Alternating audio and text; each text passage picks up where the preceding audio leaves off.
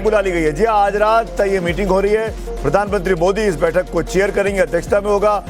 आज वो तमिलनाडु से थे, तमिलनाडु से रात दिल्ली लौटेंगे। उसके बाद ये सीसीएस की बैठक होगी और इसमें इस पूरे हालात पर भारत सरकार का क्या रुख है, क्या तैयारी है, क्या होगा, क्योंकि अब इस युद्ध के छींटे या युद्ध के अंश पाकिस्तान तक दिखाई देने लगे हैं।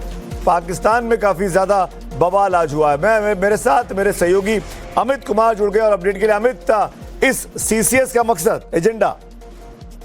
देखिए, सीसीएस का मकसद साफ है। जिस तरह से वहां पर माहौल है, ईरान और अमेरिका और इजराइल की जो वॉर है और ये जिस तरह से लगातार बढ़ रहा है, ऐसे में जो क्या हालात है, वहां के हालात पर नजर भी रखी जाएगी। वहां की पूरी जानकारी, एक तरह से 2 दिन से प्रधानमंत्री भी बाहर थे।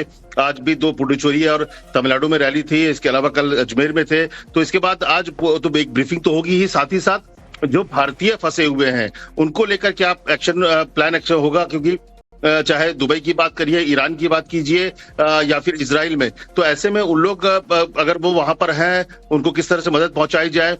उनको जो एडवाइजरी थी वो तो एमईए की तरफ से जारी हो चुका है, लेकिन वो उनको वापस कैसे लाया जाए, उनको सुरक्षित कैसे रखा जाए, ये पहली प्रायोरिटी है भारत सरकार की। और इन तमाम चीजों को लेकर सीसीएस की बैठक होगी करीब 9:30 बजे रात को, जब प्रधानमंत्री लौटेंगे। इसके बाद लौटते ही वो सीधे सीसीएस की बैठक लेंगे। इसमें अजीत डोभाल भी होंगे और तमाम जो राजनाथ सिंह, अमित शाह, निर्मला सीतारमण, जयशंकर सब होंगे, लेकिन उनको ब्रीफ किया जाएगा और भारत सरकार की तरफ से नेक्स्ट कोर्स ऑफ एक्शन क्या होना चाहिए, ताकि जो भारतीय फंसे हुए हैं उनको किस तरह से मदद दी जाए। और पूरे हालात के असेसमेंट भी किया जाएगा कि भारत सरकार का रुख कैसे होना चाहिए, किस तरह से आगे बढ़ना है। इन तमाम चीजों को लेकर सीसीएस की बैठक होगी।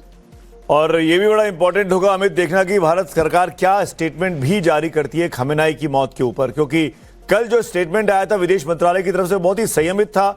युद्ध को खत्म करने की बात थी, शांति प्रयासों को लाने की बात थी, कूटनीति को जोर देने की बात थी बजाय युद्ध नीति के। और भारत तो शुरू से बोलता रहा है कि हम युद्ध के नहीं, हम तो बुद्ध के रास्ते पे चलने वाले देशों में से एक है। तो ऐसे में आज जब ये सीसीएस की बैठक होती है, औपचारिक तौर पर सरकार क्या बताती है इस पूरे महायुद्ध के बारे में, उस पर भी नजर रहेगी। एक सवाल और लेना चाहूंगा अमित मैं आपसे, उसके पहले मैं आगे बढ़ूं, और वो ये कि विदेश मंत्रालय के बहुत से ऐसे लोग हैं जो ईरान में फंसे हुए हैं, जिनके बच्चे ईरान में पढ़ाई कर रहे हैं, चाहे वो धार्मिक पढ़ाई हो, चाहे वो मेडिकल की पढ़ाई हो। ईरान से आज तारीख में ईरान पर हमले लगातार इजराइल की तरफ से चल रहे हैं। उनको निकाल के लाना प्रायोरिटी होगी, या वो भारतीय पर्यटक हो गए या रहने वाले हो गए जो दुबई में, कतर में, शारजा में रह रहे हैं, उनको निकाल के लाना? नहीं, देखिए, मुझे लगता है कि प्रायोरिटी तमाम जो भारतीय है, चाहे वो कतर में हो या फिर ईरान हो, सरकार की प्रायोरिटी, क्योंकि मेरे एक अधिकारी से बात हुई तो उनका भी ये कहना था कि हमारी प्रायोरिटी है कि वॉर तो है, वहां पर कूटनीतिक रूप से हमको क्या स्टैंड लेना है, लेकिन सरकार और प्रधानमंत्री मोदी इससे पहले भी जब इस तरह की स्थिति पैदा हुई तो आपको याद होगा प्रधानमंत्री का कि हमेशा ये प्रायोरिटी होती है कि अपने लोगों को सुरक्षित कैसे निकाला जाए, और इसको लेकर डिप्लोमेटिक चैनल पर भी बात की जाती है ताकि अपने लोगों को सुरक्षित किया जाए। तो फिलहाल जो एडवाइजरी है कि चाहे ईरान में हो या कतर में हो, कि वो अपने जहां जहां उनका शेल्टर्स है वहां पर वो सुरक्षित हो।